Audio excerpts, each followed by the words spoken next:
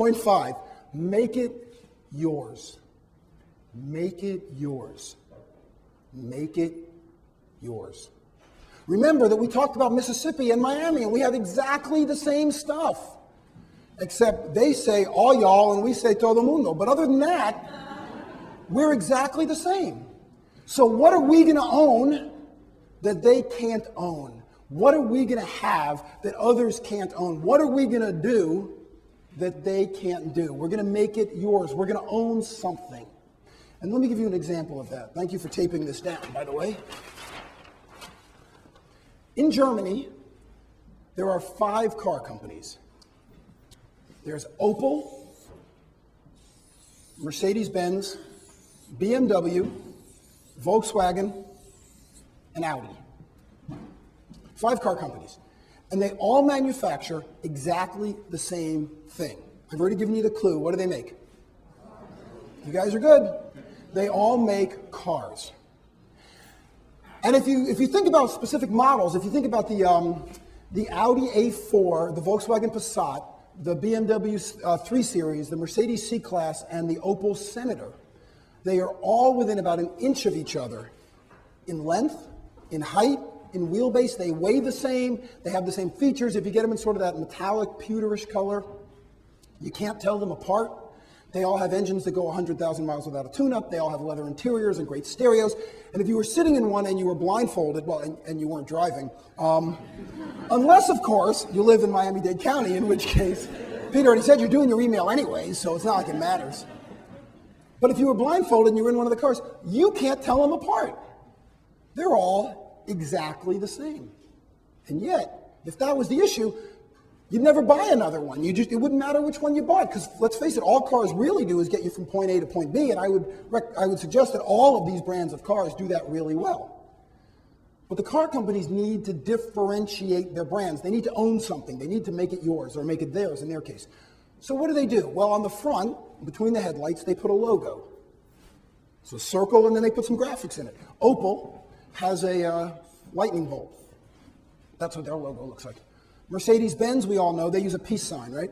Goes like that.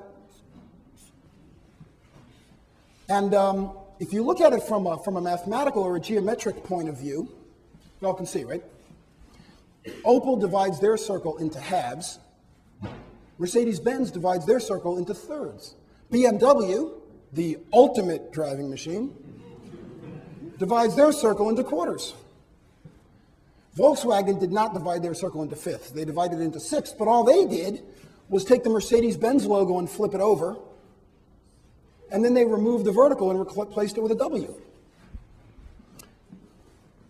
So then along come the guys from Audi. They don't know what the heck to do. They say the hell with it. They just take the other guy's circles and they add it to their logo. Even the logos are the same.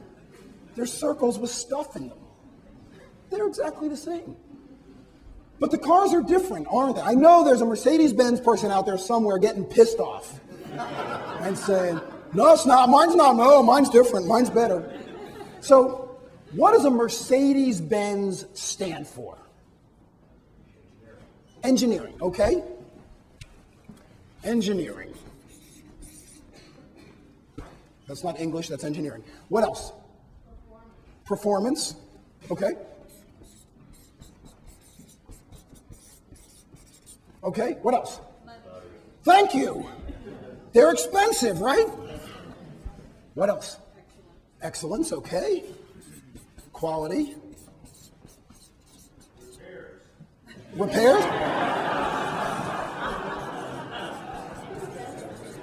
I'm sure the Mercedes people love that.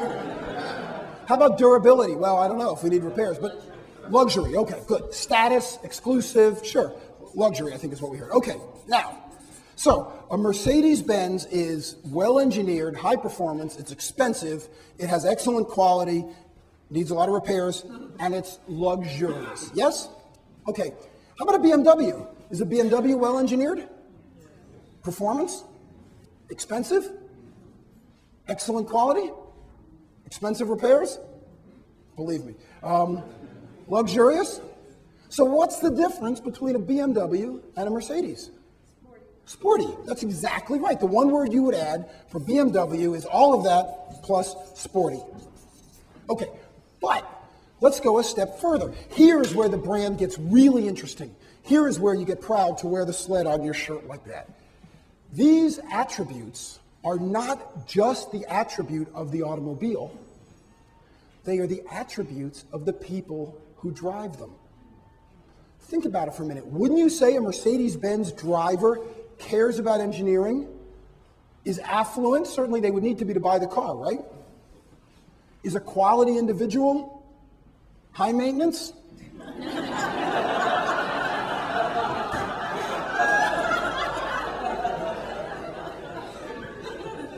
And is status oriented? Cares about luxury, cares about status. You know, it's funny, you all laughed, but nobody said no.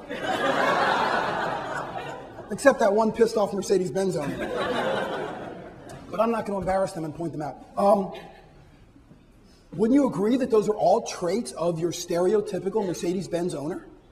And then a BMW owner would be all those things: affluent, cares about status, high maintenance, but also might be a little bit sportier. In design and advertising, people who drive BMWs, by the way, are called PDBs, which stands for people dressed in black. And if you see the people in all black with their cheeks sucked in, chances are they drive a BMW. And why do you think the only BMWs you see are either black, navy, or anthracite? You never see red ones or green ones because of that, of the sportiness. We used to say, you are what you eat. We now say, you are what you consume. Because the brands of the things you own talk about who you are or who you want to be.